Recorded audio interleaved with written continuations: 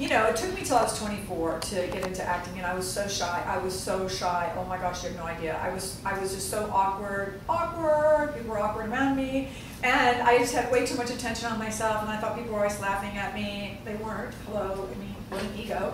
And so they were worrying about themselves. But anyhow, you know, it was just like, I kind of thought, I'd always dreamed when I was little that I was going to go like Lana Turner and sit in Schwab's pharmacy, which was no longer there by the time I moved there. And I was going to be discovered. No way. It doesn't happen like that, you guys. Not at all. It hasn't happened like that since Lana Turner. But, you know, I think that so many of us, you know, from my age and even ages now, even McKay, younger, it looks on TV like it's so easy. They make it look like just all stars, and it's this money, and it's this, and you're going to be famous, and it's going to be fun, and it's not. Seriously, it's not. There are some things that are without a doubt wonderful, but when people get to that place of, quote, making it, there are so many people that want to tear those people down. So I don't ever hold a carrot about this business, like, oh, you've got to get in this business. I really, yeah, it's great to take people. Yes, do I earn money on it? Yes, I do. That's the truth. But that's not why I do it. You know, I love what I do. I love to share all my experiences, my good and bad experiences that I have had since I started in this business with other people, so that they hopefully will not go the low road that I always went, and they can take a bit of a higher road, and they don't have to take as long a time to produce results. And also that they won't beat themselves up along the way like I did. I mean, my career is very spotty, and you'll know it, because it'd be like I would just do an audition that I thought was terrible, and I'd be devastated afterwards and sob the whole way home and quit the business, you know, for like 2 days, 2 weeks, 2 months, and then I'd be back auditioning again. That's the way it is for a lot of actors. I never developed a thick skin, although it's the best way to be in the business. So the thing of it is, it was a very painful journey for me as an actress, but a very worthwhile one, because I learned so much about myself. And I think a lot of people who come into acting, first of all, we're a bit crazy. We're not like normal people. We don't think widgetly. We don't think like boxes. Our brains don't work that way. And so, you know, a lot of times there's things that have happened to each of us in our families, whatever, or we just have this passion of wanting to be other people or be creative. We're artists. And it's very hard for people in a family to understand if you're not like that and to support someone like that, because as artists, we always hear what? Starving artists. Mm-hmm. And that is true. That is true. Because to be an artist, it's an up and down world. It is not like you go into a 9-to-5 job and you go to school and you know and you can count on it and all. It's not like that.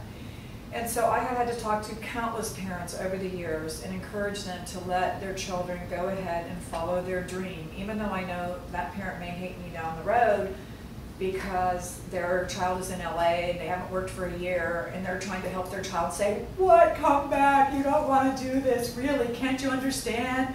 It's not for you. And the parent is thinking they're being helpful, but they're not, because it's cyclical, the business. And there'll be times you're just working, you're cranking things out, like all of a sudden the toy is hitting, and then there's the dry times, and you have nothing. And you never know when it's going to turn around again. The only thing you have control over in this business is your attitude, is how hard you work at something, and is your craft. And working the business side of it, networking, doing all the things you're supposed to do to get there. And other than that, personally, to me, you know, it's God, and everybody has their own relationship with God, and even if you're an atheist, you have a relationship like, I don't believe in God, you still have a relationship of there's no God. Yeah. So it doesn't matter, you know, it doesn't matter what religion of anybody who comes into the entertainment industry. It's a difficult, difficult career. So one of the things is that going through this very painful process is that I did stick it out. And I had people around me who were great coaches, and basically they had to just like beat me up all the time. Because I was always, I wouldn't even say one word. I was like Jenna. I wouldn't even say one word. I'd be like, I can't do it. I can't do it. I'm terrible. I'm terrible. I can't do it. This is terrible.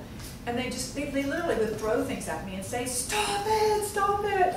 And they encouraged me. And I'm so thankful for those teachers, because in that, I was always shaking, seriously. 99% of my auditions, I was trembling because I was so nervous. But you know what? I just learned how to pack those nerves, and I learned how to book jobs with it, and I did. And so, you know, it didn't change that core of who I am or how I am. I just learned that that's how creative I am. That's when I'm really out there, and that I can still book jobs. I don't have to change who I am. I am still a shy person. At a party, you will find me by the food, okay, burying myself in the food, or you'll find me hiding out in the bathroom, okay? So, afraid to go talk to people. So, anyhow, so moving on, the thing of it is that, yeah, clap on, clap on. It was a mosquito, really. So anyhow, you're here tonight to find out about the showcase, what it can do for you. My time in LA, what happens is it's so hard to get in the door of a casting director. It is so hard to get an agent. You have no idea. Basically, people sell their souls to get an agent or to get to see a casting director. Really, it's a tough, tough business.